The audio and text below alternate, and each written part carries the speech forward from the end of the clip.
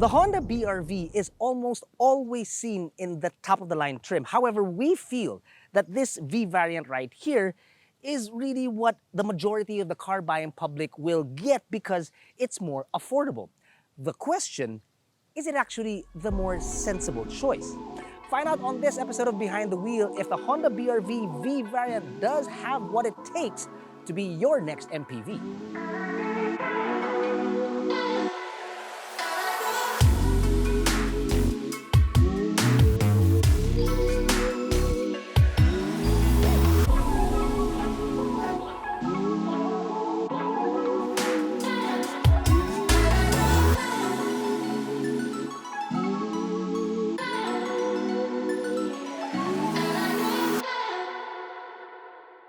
Now, when Honda first introduced the BR-V, I'll be completely honest with you and fair too, the wow factor was really through the roof. It's good looking, and as Filipinos, we absolutely love our 7-seaters. It netted a bunch of sales for Honda throughout all the trims. You're talking about the S, this V, and even the top of the line VX. Now, back to the V, we feel as if that on the exterior, the design, it isn't decked out too much, and it's not too bare either. It's really just perfectly in the middle. Check it out. For instance, on the front clip, it has LED headlamps, but also with fog lamps and LED DRLs to boot. The car looks like it's more expensive than the VX brother, and it's all the better for it. However, we will say that the chrome isn't our favorite part of the car, though it's no deal breaker by any means. You can't escape it anyway, even on the top spec VX trim anyway. So apart from that, the model also gets a generous amount of ground clearance, which is 207 millimeters to be exact, while the wheels of this variant come in at 17 inches in diameter. Overall, it's really a good looking MPV, and we reckon that it's one of the better looking models in its class. Roof rails up on top that stretch all the way to the back with a shark's fin antenna, just before you get to a very thick large spoiler there. Now, the rear is a little bit of a talking point between me and Jack, where he feels as if that it could have used a bit more flair, whether it was been stamped differently or whatnot. Not the chrome or, let's say, for example, eyeliner around the LED taillights, but just something a little bit more. I, on the other hand, actually like the simplicity of it because you don't want it a little too busy, like we said earlier. So please let us know in the comments below if you feel as if that I'm right or if Jack is wrong.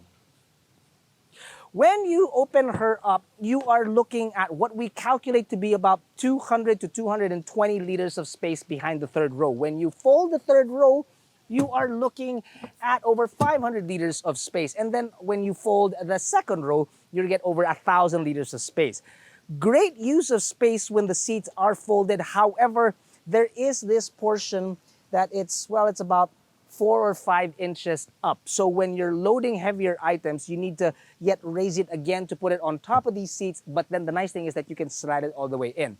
This lip is not the best of things, but there is somewhat of a fix. Because if you take this, that adds a nice flat lip to it all. However, it's not obviously the sturdiest of things. Ta-da! Let's get inside and report on just exactly how comfortable the third row seats are. Now, let's be completely honest with each other. This is most definitely a 7-seater MPV, but you and I both know that the seats inside a 7-seater MPV of this size are not exactly the biggest on the planet. They are for trained professionals such as myself, or shorties like myself. But when you have small to, I guess, a little bit medium-sized adults back here, the space is actually pretty decent so long as the person in front does a lot for a little bit of leg room for you. When they do, it's decent enough. The elbow room is okay. Let me put this up so it's a lot better. And then the headroom is quite good as well. Amenities back here, you don't expect a lot, and there really aren't, apart from cubby holders that can be found on the other side, on either side, with a bottle holder here and a little bit of a like a wedge, really. Then you obviously have seat belts, and then there is also a 12-volt socket found right here. That's nice. Jack's having a hard time seeing it, but that's right there. So, comfortable for inside the city? Yes. Do I want to be back here on much longer drives? I don't know if I'd want to, but if I had to, at least my complaints would be minimum. I'd still have a little bit of a complaint because I wouldn't be driving. That would be like, I'd be pissed. Really pissed. Anyway, let's move to the second row. And that I like. The fact that it tumbles very, very easily and it's easily accessible to the people in the third row. I enjoy that very much. So, in the second row, now I'm gonna keep this seat in the same position as it were to, let's say, for example, give enough room for the person at the back. And when I get in, I still definitely have a lot of room for me. I have great leg room. I have great headroom, and that driving position right there is that of somebody that's a little bit taller than myself. So I've given enough room for everybody here. Toys back here. You have your air vents found up on top, 3 vents there with your air controllers here. Moving on down below to the center, you have a center armrest. However, it does not have any cup holders, but it is nice to lean on. If you need cup holders, you will find cup holders / bottle holders on the door, which can carry even Jack's very large bottle. It's a bit of a snug fit, but it will go in because the plastic itself down here in this area is not very, very sturdy. So it allows for a little bit of give. A talking point that Jack and I have is the power outlet found down here, where we feel, or Jack feels, that in this day and age and at this price point, it should at least have USB charging points here. I don't mind the 12-volt socket up here and in the back because, well, you can easily get one of those converters that will put it into USB ports, and you know what I'm talking about. But Jack's point is valid because at this price point, it shouldn't be an option that you have to think for yourself. It should just actually be there. So overall, the cabin back here is actually pretty decent. Leg room, like I said, headroom is good. And look at my legs. They're at a 45-degree angle. They look good. 45? You mean 90? No, 45, Jack, because it's 45 per leg. That means 90 for both. I don't see what the issue is. Really, I don't. Large glass, too. Look at the size of this thing. It's simple math, Jack. Anyway, driver's seat. So Jack's bottle, no issues because it definitely can fit inside the door.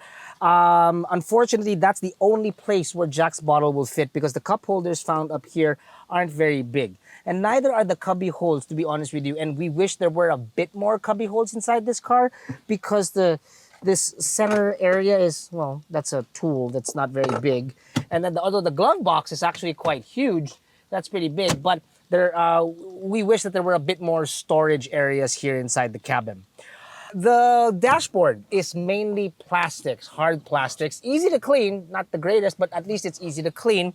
Air vents found up on top, which is nice. Doesn't interfere with the infotainment system, which is a 7-inch, by the way, touchscreen that has Apple and Android capabilities via wired through this port right here.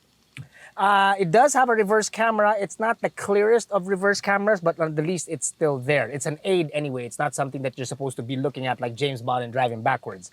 You have an instrument cluster that are analog with analog gauges with the digital screen in the middle, which is about only 4.2, so it's not the biggest of things.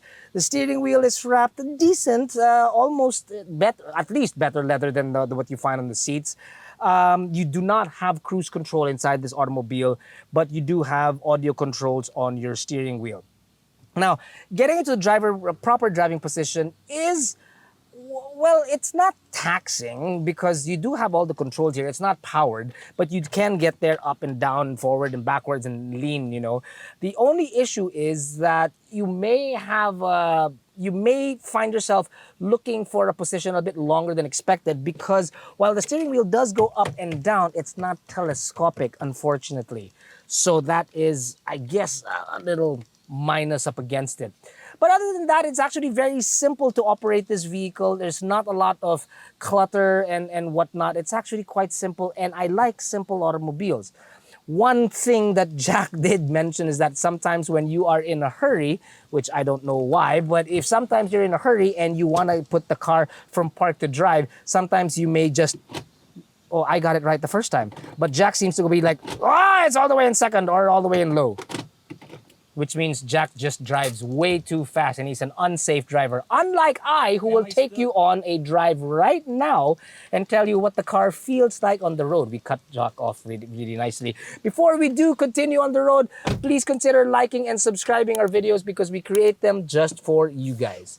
Now, Jack, if you would be so kind as to take your speeding butt into this car so we can tell everyone. Excuse me. Look, I'm actually like a pretty safe driver. I drive pretty slowly, and if there's anyone speeding, it should be you. Roll the clip. No, not the clip again! Speeding po, sir.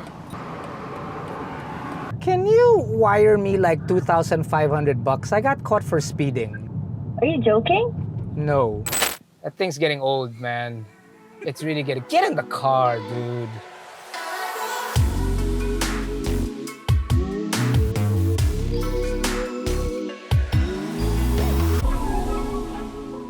The Honda BR-V is, get this, it's a normal car. So it's meant to be driven normally and smoothly, which it does achieve very, very easily. The power and transmission work very good. The suspension, well, is by no means floaty. However, it's also not that stable in a sense because when you're traveling at speed over, let's face it, EDSA, it can get a little bit bouncy, a little bit jarring. But to be completely honest, if you take any car and drive at speed on EDSA, then yeah, it definitely can get bouncy or really jarring. I will say this. Just when you drive this automobile, don't expect a CR-V or an HR-V or a Civic.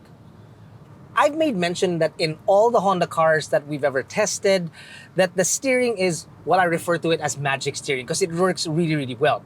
Inside the BR-V, however, it's slightly a little less planted. But by no means is it bad at all. No, because the electronic power steering wheel in this automobile works really, really well.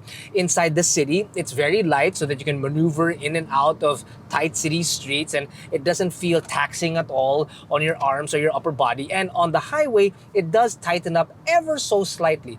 Now, of course, that tightening up is just so that you feel a little bit more stable when you're driving at speed.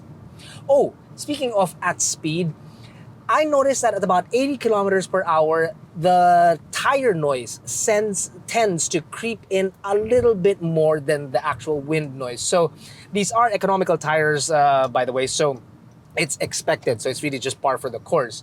So if you were to perhaps change the tires at some point, then yeah, you could have an even quieter ride than, well, what you already have now. Up front, you've got a 1.5-liter naturally aspirated gasoline engine, which is a 4-cylinder that produces 119 horses and 145 newton meters of torque, mated to a CVT. Now, I've made mention in the past that there are automobiles that execute their CVTs very well, and the BR-V is definitely one of them. It does so very, very well. It's by no means a conventional 4-speed automatic, which is very, very smooth, but it definitely gets the job done. And it gets the job done efficiently too, because in heavy traffic inside the city, we're doing roughly about 10 kilometers per liter, which is really par. Now, when you take it out on the highway, you can achieve past 18 kilometers per liter, which again is very good. Now, a combination of both will see you do roughly about 14.3, or rather 14.3 kilometers per liter. Is by no means the phrase of the day. You said it like 5 times already. By no means necessary is it the phrase of the day. Jack, stop it. I do say it a lot, don't I? On a different test, we were able to take the BR-V out on the highway and load it with a decent amount of persons and cargo. And what we noticed was, obviously when it's heavier, the engine tends to, well, come alive in the sense that it gets a little bit noisier, obviously, and you will find yourself on the accelerator a bit longer, which means that your fuel consumption obviously will change.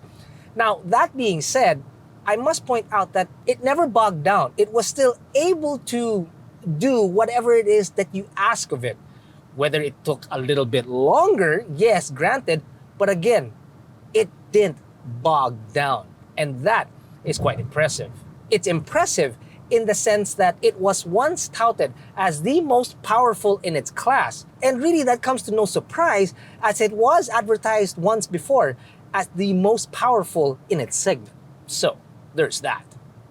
I do very much wish that there was cruise control inside this automobile. Unfortunately, there's none. If I wanted cruise control, I'd have to get the model above this, which is the VX, and then there would be that large bump in price. However, we started this video to try and figure out which particular one would be the more sensible choice. And in this case, just for cruise control, I don't know. I'm not sure if the VX would be the right choice. The Honda BR-V really is one of the more capable MPVs out there. I mean, you've got a great engine that doesn't bog down whether you load it with a lot of people or cargo or both at the same time. And the build quality of the entire automobile is actually very good. Now, to go back to the original question that we had at the start of this video is, would this be the more sensible choice? Well, if you're looking at the VX, that's more expensive by over 110,000 Philippine pesos. And there you just basically get Honda Sensing. This particular V variant, the mid variant, comes in at 1,295,000 Philippine pesos. So it is a bit pricey still.